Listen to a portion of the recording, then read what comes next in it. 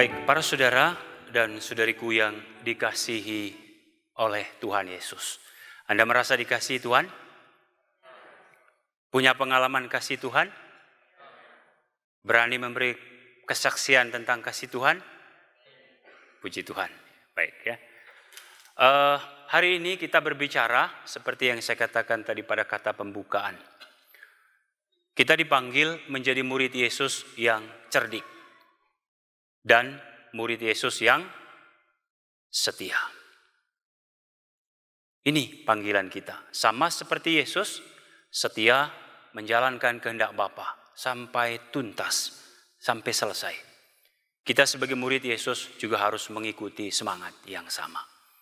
Baik, para saudara dan saudariku yang dikasihi Tuhan, biasanya dalam kehidupan kita kalau ada konflik, ya ini masih ada corona ya, ada krisis mungkin iman kah, ekonomi kah, krisis relasi kah, suami istri, juga mungkin goyang panggilan, frater suster.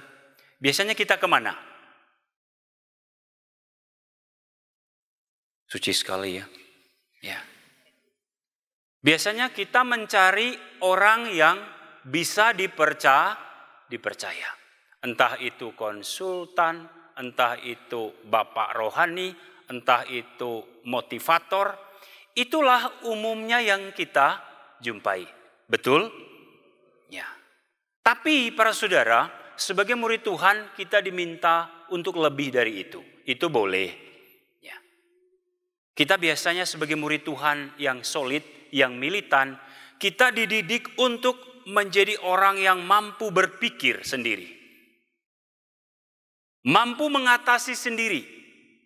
Mampu juga membuka atau menemukan jalan terbaik sambil berdoa. Jawabannya postulan tadi. Ya. Nah hari ini para saudara, dalam Injil itu dua bagian. Saya mencoba mengulas ya dua bagian ini. Pada poin pertama itu konteksnya Yesus itu berbicara atau untuk para murid. Untuk menjelaskan kata cerdik ini, Yesus memakai sebuah perumpamaan bendahara dan tuannya. Tadi kisah ini kok tiba-tiba dalam perumpamaan itu, bendahara ini dinilai oleh tuannya kurang jujur, ada manipulasi. Tetapi ketika membaca Injil ini, rasanya pertanyaan kita, di mana tindakan bendahara ini yang Tuhan bisa menilai bahwa dia tidak jujur? Ada atau tidak dalam kisah? Tidak dikatakan di situ. Tidak ditulis. Hanya dikatakan oleh tuannya, engkau bendahara, siap-siap. Aku udah menilai, aku udah melihat bahwa engkau akan dipecat. Engkau akan berhenti bekerja sebagai bendahara. Tapi apa yang terjadi para saudara? Bendahara itu mulai merefleksi diri. Mulai berpikir. Tidak dikatakan juga dia berdoa menyembah Tuhan. Haleluya. Enggak ditulis. Itu tambahan kita saja boleh. Jadi dia berpikir berjuang seperti apa? Mulai merenung. Aku ini mencangkul kagak bisa, kata orang Jakarta. Kata orang Jawa, ora iso nyangkul aku. Ya. Kata orang Sunda, kumaha? Urang naon? Urang tak bisa nyangkul, tak bisa nyangkul, kumaha ieu? Nah, itu Romo Yosef, guru bahasa Sunda. Dia orang Bandung, pasti ahli dalam bahasa Sunda. Ya. Nggak bisa cangkul, nggak bisa bekerja. Lalu mengemis aku malu. Sampai di situ. Lalu Anda lihat ya, di situ dia mulai berpikir ya. Oh, gue tahu nih. Tuanku itu punya orang-orang yang berutang pada dia.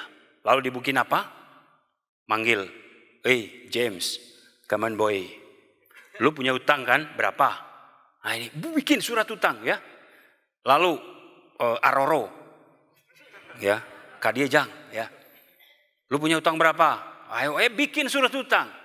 Lalu satu AWW kata orang Sunda. Ya Neng, kadia Neng ya. Utangmu berapa? Bikin surat utang. Wow. Anda lihat ya. Lalu ketika tuannya atau dia datang menghadap Tuhan. Apa yang dilakukan oleh Tuhan melihat tindakan bendahara? Dia menghukum. Dia bawa ke pengadilan. Meyo kata orang Cina. Ya.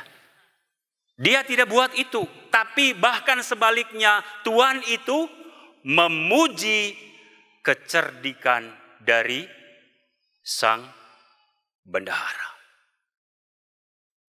Sampai di situ kisahnya. Ya, Yesus ingin memberikan pelajaran kepada para rasul. Sampai di situ. Baik, para saudara, kata cerdik di sini. Cerdik itu sama dengan atau sinonimnya bisa cerdas.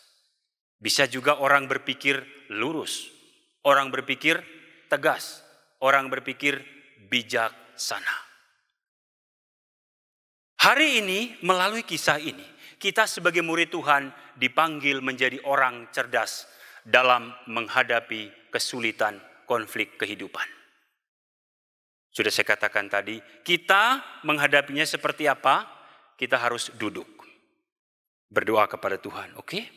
Kita harus berpikir tetapi tajam, kritis menghadapi realitas. Dan yang terakhir, sebagai murid Tuhan kita dipanggil juga untuk berusaha menemukan solusi, mendapatkan solusi dan juga menemukan jalan keluar terbaik. Sambil berdoa. Nah, para saudara, murid Kristus yang cerdas, itu berarti kita dipanggil di dunia ini untuk membangun kehidupan ini. Berdasarkan, cerdik berdasarkan apa? Kejujuran, kebijaksanaan, dan keadilan. Dalam konteks inilah kita sebagai murid Yesus yang sejati. Kita dipanggil untuk menjadi orang cerdas, orang cerdik yang memiliki semangat kejujuran, kebijaksanaan, dan juga apa yang satu tadi terakhir? Keadilan. Adil itu sama dengan kebaikan dan kebenaran. Maka para saudara, itu intinya Yesus memberikan pendidikan kepada para rasulnya. Supaya kamu menjadi muridku yang harus bertahan, harus solid, harus kuat dalam menghadapi konflik apapun di dunia ini. Bagi kita secara spiritual, Yesus telah memberikan Roh Kudus. Itulah benteng bagi kita. Itulah penolong bagi kita supaya kita kuat dalam menghadapi persoalan apapun. Di satu pihak kita berjuang. Kita mengerahkan seluruh tenaga kita. Kalau Anda sebagai seorang pekerja, bekerjalah dengan sekuat tenaga, jujur dan adil. Kalau kami sebagai seorang pastor, berjuanglah berusaha untuk menjadi pastor yang baik. Melayani, jangan malas. Lakukan tugas dengan penuh semangat. Seperti pastor ini. Ya. Orang malas, kata Santo Agustinus, bantalnya setan. Saya belajar mau menjadi gembala yang baik. Anda harus doakan saya juga. Ya, supaya saya mati sebagai seorang pastor. Dan rindunya sih pengen jadi kudus. Ya. Tapi ya itu kehendak Tuhan. Tapi minimal ada hasrat baik. Nah ini, Anda sebagai bapak ibu keluarga, rata-rata di sini 90% adalah berkeluarga. Kalau Anda sebagai murid Tuhan, bangunkanlah Anda sebagai bapak yang baik, yang jujur terhadap istri. Ya. Solid terhadap istri, jangan gonta-ganti. Hari ini si Neng ini, besok Neng itu. Itu bukan murid Kristus yang sejati. Anda tidak bertanggung jawab atas pilihan. Puji Tuhan jadi pastor. Ya. Jadi ini Anda lihat ya. Jadi memang itulah bedanya keluarga Kristiani dan bukan. Kita menjadi murid Kristus karena Kristus hadir dalam keluarga itu. Kekuatan kita tidak ada apa-apanya. Kekuatan Kristus ada dalam keluarga itu. Maka kalau keluarga itu sebagai gereja kecil, dia mengandalkan Yesus, menyerahkan seluruh keluarga itu pada Yesus dan bimbingan Roh Kudus. Saya yakin keluarga itu akan menjadi keluarga yang beriman, yang cerdik, yang cerdas. Ada pesan sponsor dari Romo Yohanes, nanti saya baca. Ya, Anda penasaran, mulai sekarang berpikir apa pesan sponsor itu. Ya, tunggu aja tanggal mainnya. Tapi jangan Anda bilang ya cepat-cepat khotbahnya pastor supaya sponsornya cepat dapat. Ya, ini. Jadi marilah kita sebagai murid Tuhan berlaku cerdas. Anda mau jadi orang cerdas? Anda mau orang cerdik?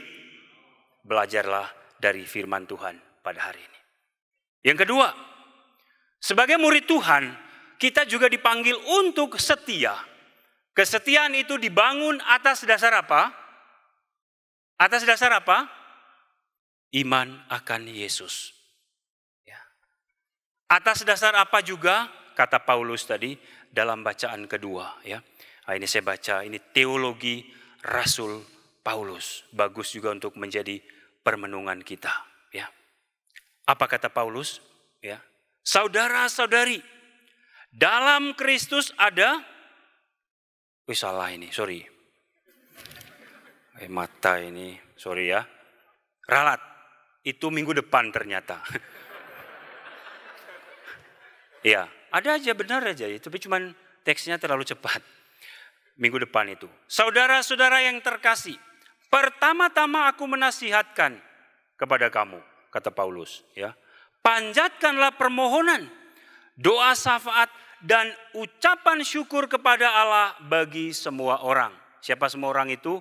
Pemerintah. Kita berdoa untuk pemerintah dan penguasa. Ya. Supaya negara ini aman. Supaya negara ini saleh, supaya saling hidup rukun. Nah itu nasihat Paulus. Jadi Paulus meminta meminta Timotius supaya apa? Berkanjang dalam doa. Jadi supaya kita setia kepada Kristus itu harus rajin berdoa. Harus tekun berdoa, jadi jangan khotbah terus. Harus berdoa. Jadi jangan hanya kalau berdoa malas. Tapi kalau berkhotbah lancar. Ya. Jadi berdoa untuk kami, untuk saya ya. Tuh suster ini juga ya, suka doa mereka. Jadi berdoa. Ketahuilah para saudara, apa yang terjadi ketika kita berdoa? Kuasa Tuhan itu mengalir, menguasai pikiran kita ini. Supaya agak suci. Hati kita ini bersih. Kehendak kita menjadi kuat. Itu tujuannya berdoa. Kuasa Allah bekerja di dalam diri kita, bukan kuasa kita. Maka Anda lihat orang-orang kudus, terutama Paulus ini. Kan punya murid, Timotius. Dia memberi nasihat kepada anak buahnya. Timotius, engkau harus kuat dalam doa karena mengikuti Yesus itu tidak gampang. Hai keluarga-keluarga di sini, Anda harus berkanjang dalam doa. Amin. Mau berdoa? Ketika keluargamu itu setia dalam doa, kuasa Kristus mengalir. Setan-setan sulit nembus keluarga itu. Bahkan bapak-bapak ketika berdoa, Anda diganggu oleh ibu-ibu yang lain. Ketika engkau dalam nama Yesus, hai engkau ibu pergi, pasti kabur ibu itu. Juga mama-mama ketika ada bapak-bapak datang di situ kumis tipis. Dalam nama Yesus kau pace pergi. Nah. Artinya para saudara kalau keluarga kita solid dalam Yesus. Anda bisa membedakan. Oh ini yang enggak betul. Ini yang betul. Oh ini orang baik. Tapi kalau kita tidak berdoa. Wih cakep ya cowok itu. Tapi kalau kita ini dikuasai Roh Kudus. Ada kok sinyalnya itu. Nah gitu ya. Doakan juga untuk pastor. Karena pastor ini banyak angin juga. Ya, baik ya. Jadi ini yang terjadi para saudara. Mari kita membangun supaya kita setia. Harus berdoa karena mengikuti Yesus itu pikul salib. Itu persoalannya. Kalau Anda mencari agama yang enggak pikul salib. Banyak. Ya. Tapi mengikuti Yesus berkata. Kalau siapa mengikuti aku engkau harus menyangkal diri. Yang tidak enak itu harus disangkal. Lalu pikul salib, kesulitan ekonomi, dianiaya, tidak diterima. Lah itu harus dihadapi. Hari-hari ini kan saya selalu ketemu dengan KTM. Dari hari Kamis mungkin Anda bosan lihat wajah saya. Tampil terus di depan. Ya. Dan KTM dalam retreat ini diingatkan kembali. Bahwa spiritualitas kita adalah berkanjang dalam doa. Mari kita tekun berdoa. Itulah spiritualitas, itulah yang menyemangati kita. Semangat doa. Jadi jangan Anda titip doa, mau doain ya. Terus dia pulang nggak berdoa. Doa bareng gitu loh. Ya. Jadi itu pertama. Jadi kesetiaan itu terjadi manakala kita bertahan tekun dalam doa. Lalu kalau kita tekun dalam doa, maka tadi dalam firman itu Yesus mengingatkan para murid.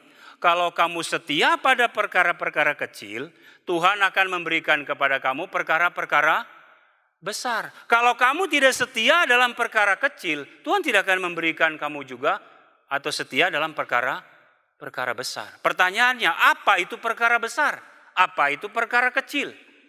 Perkara kecil bisa diringkas bahwa hal-hal yang kita geluti setiap hari, ada dalam keluarga, ada dalam pekerjaan, dalam pendidikan, itulah perkara-perkara kecil yang kita lakukan setiap hari. Kalau kita setia mengepel, kalau kita setia ngosek WC, setia untuk berkebun, ya, setia untuk apa?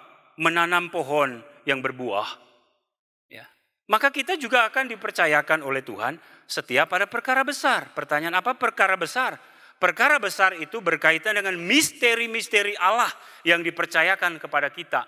Dalam konteks kita, iman kita akan Yesus. Maka saya secara jujur, saya bersyukur punya orang tua meskipun sederhana. Dari kecil kami dididik supaya berlaku solid, berlaku bersaudara, dan bertahan.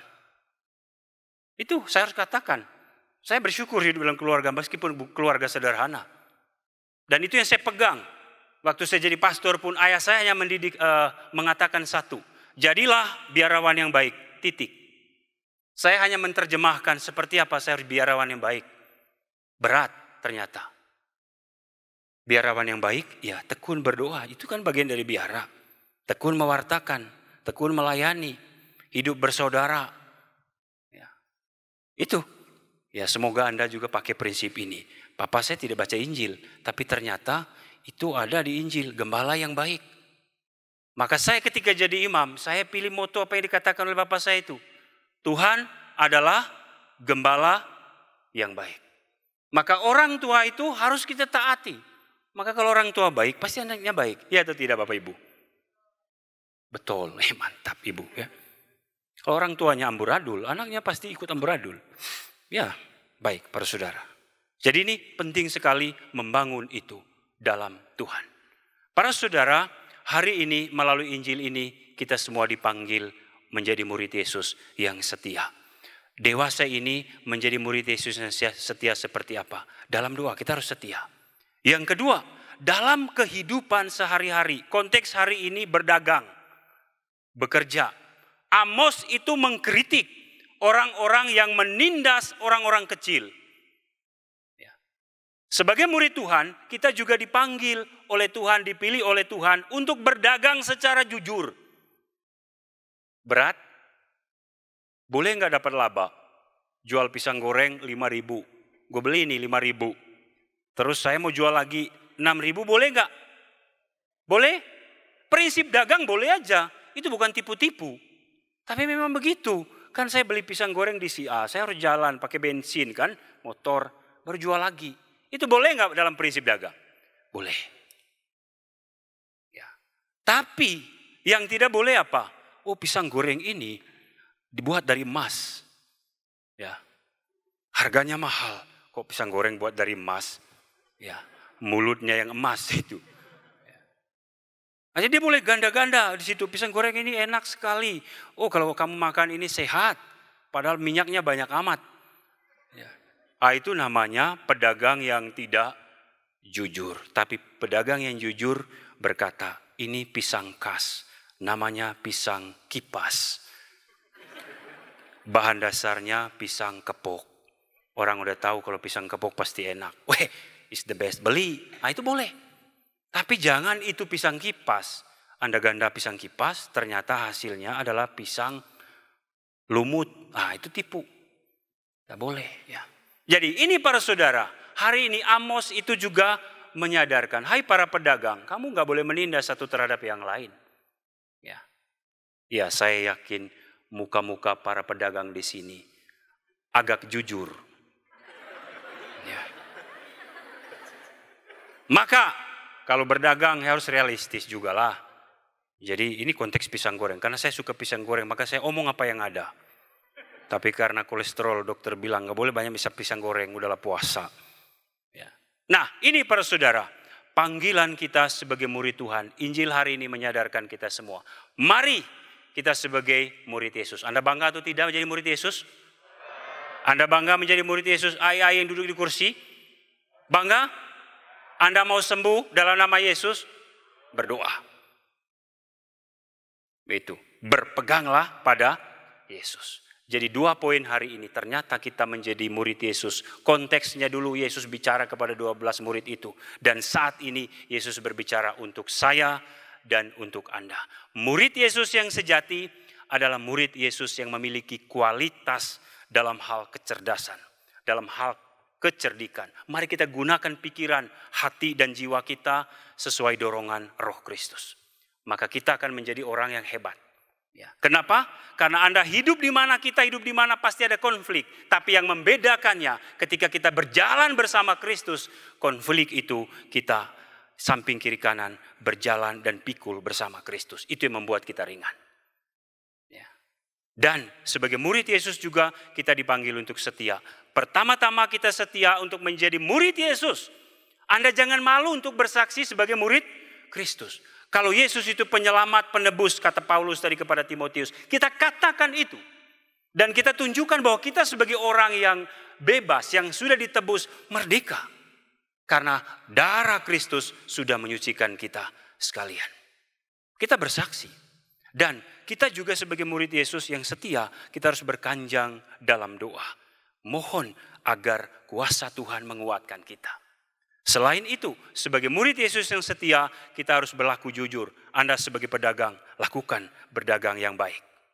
Anda sebagai pekerja di rumah sakit atau sebagai instansi pemerintah, lakukan itu dalam nama Tuhan, dalam kesetiaan. Ketika kita menemukan itu semua, menjalan dan menghayat itu semua, kita boleh disandang sebagai murid Kristus yang sejati. Murid Yesus yang sesungguhnya. Para saudaraku yang dikasihi Tuhan, semoga firman Tuhan hari ini membuat kita bangga, membuat kita bersyukur, membuat kita tekun untuk setia memuji Tuhan. Seperti kata pemazmur tadi, setia memuji Tuhan. Karena ketika kita berkanjang dalam Tuhan, memuji Tuhan, kuasa Tuhan itu menyertai kita. Kata Santo Paulus. Nah ini terakhir nih ya. Kata Santo Paulus. Entah kamu bekerja, saudara-saudara, entah kamu tidur, entah kamu melayani, dan apa saja, lakukanlah itu untuk kemuliaan Tuhan. Tuhan memberkati kita semua.